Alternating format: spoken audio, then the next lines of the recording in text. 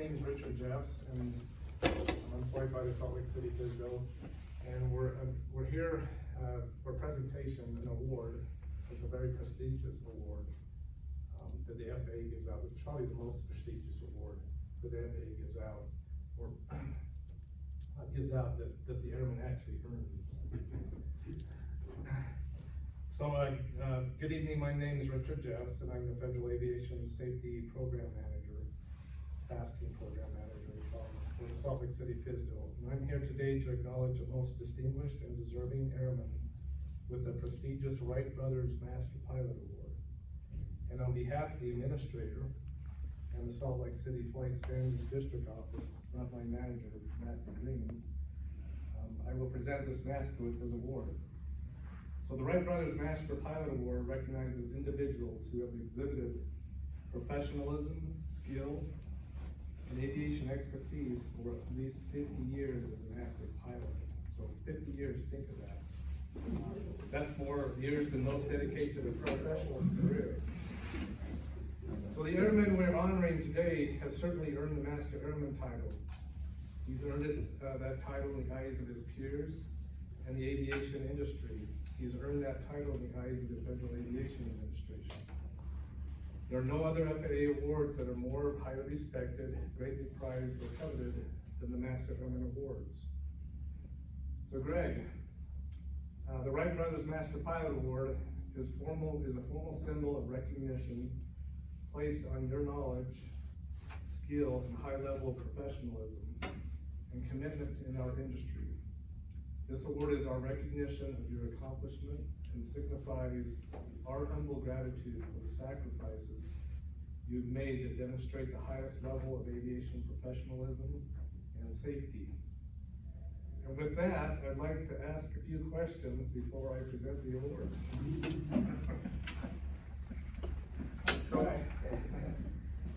So these questions are taken from, part of the nomination is you have to present an aviation history of your flying or resume, which he did produce. And so here's a couple of questions I'm gonna ask you. So what age did you fall in love with aviation? 3 or 4 years old. My earliest conscious memory has to do with an airplane. As I go through my hard drive, I cannot think of an earlier memory than experience being at the Great Falls International Airport, watching a DC-3 start. I think my mother was on the flight, and I remember watching that aircraft start. I was at a chain link fence. I was probably this high. I remember being just like this at a chain link fence, seeing the airplane start, and remember the smoke billowing out of the engine. And I particularly remember the aircraft starting to turn to taxi and blowing dirt and smoke in my face, and I was thrilled to my bones. And from You caught the bug. I did. From then forward, I have always known I had to fly. Great. Do you remember your first solo flight? And what type of aircraft was it? And anything stand out during that flight? Pilot record book. Yes, I do. I remember my first solo flight, and it was on June 26th of 1969. It was in a PA-28-140, which is a Cherokee Warrior, 8787 November. It was a 1 hour, well, I had 0.4 of dual and then 0.6 of solo. And I remember, I didn't really realize until I was in the air in the pattern, I think I was on downwind, and it occurred to me that I gotta do this alone. I don't have Dave Hardy sitting next to me to bail my rear end out if I mess up here. And it was a bit of a sobering thing, but what a thrill. What a thrill to be in an airplane, nobody there to help me. Yeah. That thought was cool. I was June of '69. Yes. I was 1 month old. Child, does your mother know you're out? It'll be a while before you get that. I don't know if I'll reach it, we'll see. Do you currently own an aircraft? I do not. I have in the past owned a share in an aircraft, but I presently don't. I'm in a wonderful position in my life where CAP and a couple of other circumstances allow me to fly airplanes without the burden of ownership. So, So what kind of plane did you own when you owned one? Ray and I were partners in a Turbo Aero, and I was involved heavily in a Bonanza as well. Okay. Which one did you like best, the Aero or the Whichever one was flying at the moment. Yeah, I've maintained both of them, so.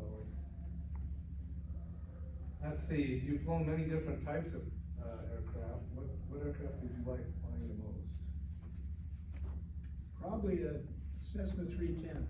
Ray and I also flew a Cessna 310. He and I were traded pilot responsibilities back and forth to fly for the owner and the owner's company, and it was just fun. There's something cool about having 6 knobs, and I have small hands, and I can't get my hands across 6 knobs, but 6 knobs is way fun. The 310, you remember your noise canceling headset when you went to full power and you hadn't turned it on.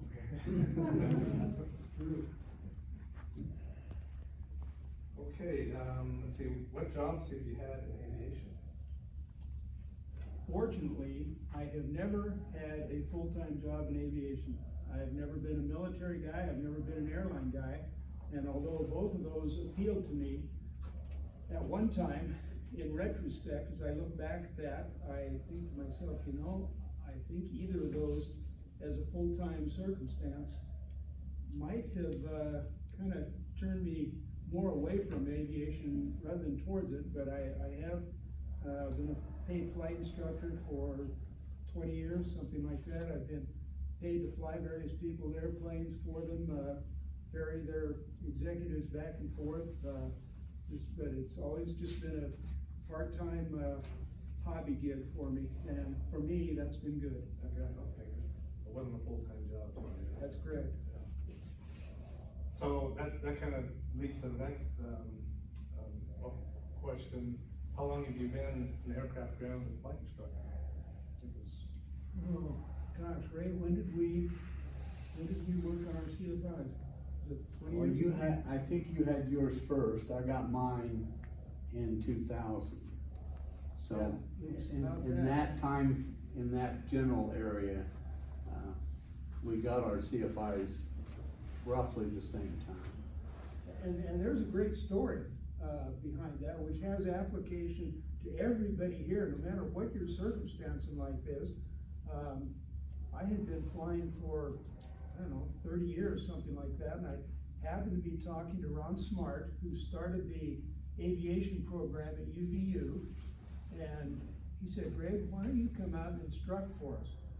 I said, Ron, you're crazy. He said, what do you mean? I said, Ron, I'm a 400-hour private pilot.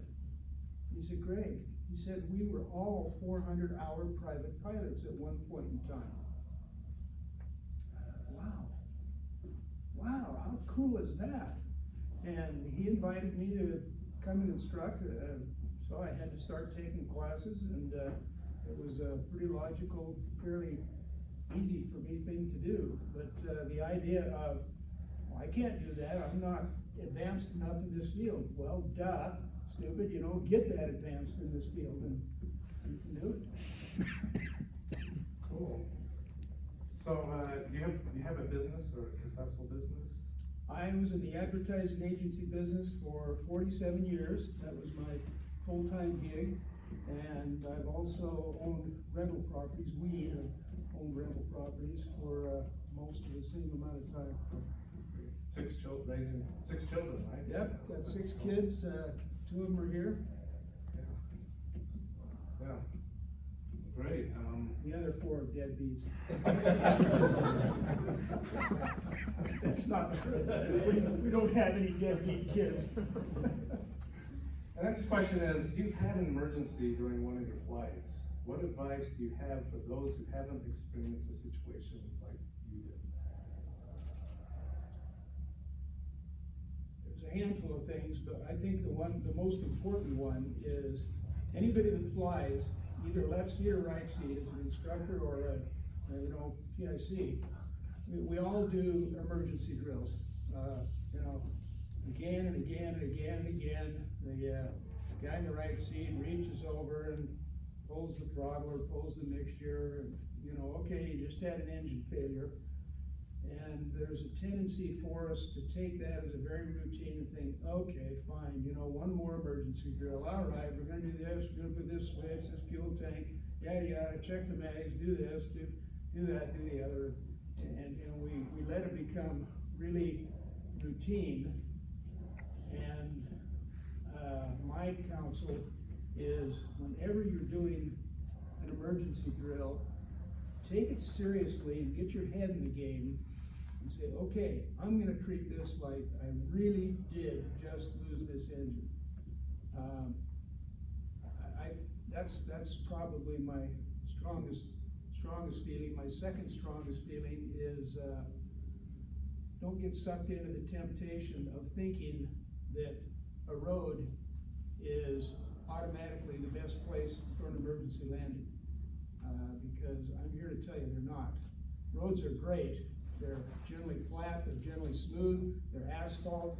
You can find a place that's straight, but I will tell you, roads have power lines going across them, and you cannot see power lines from the air because you got a black line against black asphalt, and you're not going to see that power line, and power lines can mess you up really, really badly. That is the incident that Rick's referring to. I was landing on a road down by Burnseye, 89. We had a fire in the aircraft, and I decided to get the plane on the ground as soon as possible, opted for a road, hit a power line, which ended up killing the person in the right seat and messing me up for the better part of a year.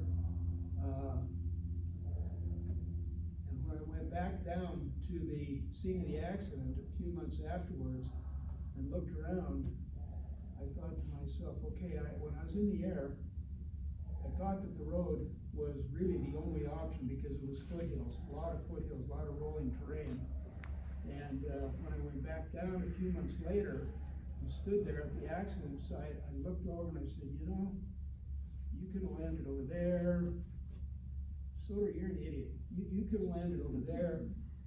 There were more options available to me off asphalt than there were. I mean, obviously the on asphalt turned out to be a bad option, really bad option for us. And so I'm a big fan now, both in my personal flying and in my instructing.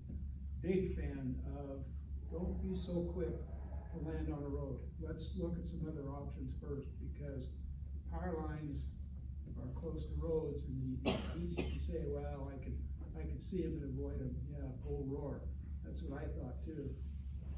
Yeah, I guess decisions start coming around quickly towards you. You have to make decisions quicker and sooner when you get those type of situations. So it's good to practice emergency situations because you never know when you might be in a situation like that. Okay, great. So any lessons learned during your flying career? Yeah, about 1 million of them.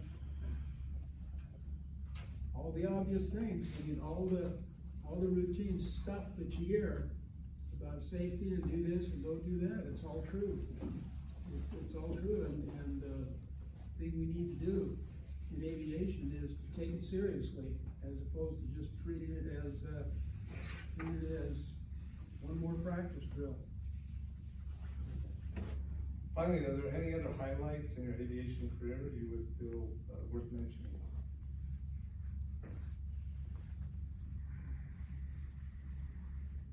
The magic's still there. I think the highlight happens a few seconds after every rotation. It is still just stinking magic. Get in an airplane and do all the stuff you gotta do, and the pre-flight and the run-up and the this and that and so forth, and get on the asphalt and get lined up with the center line and bring in the power. And just a couple of moments after you rotate, pull it off the ground, you're 3 feet, 10 feet, 50 feet off the ground. It's just magic. To me, that's the highlight that happens every flight. Love it. Alrighty, so Kate, you're up now. Oh, go. Probably can't do this work on it. Without your spouse. You guys, how long have you been married? It will be 55 years in Wow. February. Congratulations. You didn't get the AIDS disease that some of us get. Does everybody know what the AIDS is? Okay. We've held it together. We've managed. That's great, yeah. Would you like to add anything? Kate? Only my supreme confidence in him as a pilot. There were many years where I was totally comfortable flying with him. And then, as our kids got older, for some reason, or I changed, I would not fly with him. But it was never because I doubted his skill. It was my own, fear. But it wasn't because I didn't think he could do it, because I knew he could. And afterward, after his accident, people would ask me, so you still let him fly? I thought, that's not my job to either let him or not let him. He's a grown man. And so I have, even after his accident, I have all the confidence in the world of his capability and his safety. I trust him. Thank you, dear. Well, great. So, I'm gonna present the award right now. Before I present the reward, one of the things I have to do is I have to collect all the information that the FAA has on your husband. This is what they call the blue ribbon package, and this is all the data that the FAA has on. Now, there's a scary thought. Yeah. Oh, the secret. It's quite a thick packet. Some of them are quite thin, some are thick, so yours is a little thicker than others, Greg, but, yeah. This here, I got an electronic copy for you, so I'll email it to you, so you don't have to break this ribbon. Thank you. It's your. Thank you. And with that, I'd like to present you an award. Flag for the FAA. Thank you. Congratulations. Thank you so much.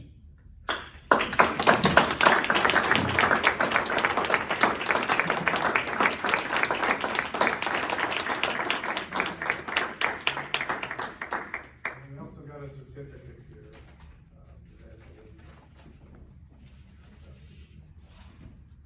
Another certificate. Woo-hoo. Brag wall stuff.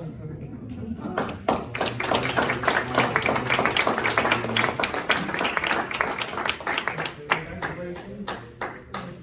And ladies and gentlemen, that'll end the presentation. I'd like to congratulate the latest inductee into the Master Pilot Award, or Master Pilot Award roster they have online. Thank you. May I share something that's a little bit comical? You'll enjoy this. This literally is my first logbook, and I shared a couple things out of it a minute ago. My nature is I tend to keep track of expenses, and you'll like this. I have in here all of my expenses, item by item, associated with getting my private pilot certificate. Let's see, FAA Private Pilot Handbook, $2.75. 1 hour dual time, Piper 140, $20. There's .8 dual time, $15.20. Here, okay, SLC sectional charge, of the airplane. 53 cents. I checked this morning, sectionals are selling for $8.95 now. And, as opposed to $20 for an hour of dual time, and, Pipe 140, I called, one of the Spanish Fork schools this morning, and they're getting, wet rate with an instructor for a katana is $210, and for a 172 is $220. And, I was paying $20 an hour. And here's the adding machine tape on it. Total for my private pilot certificate was $831.79.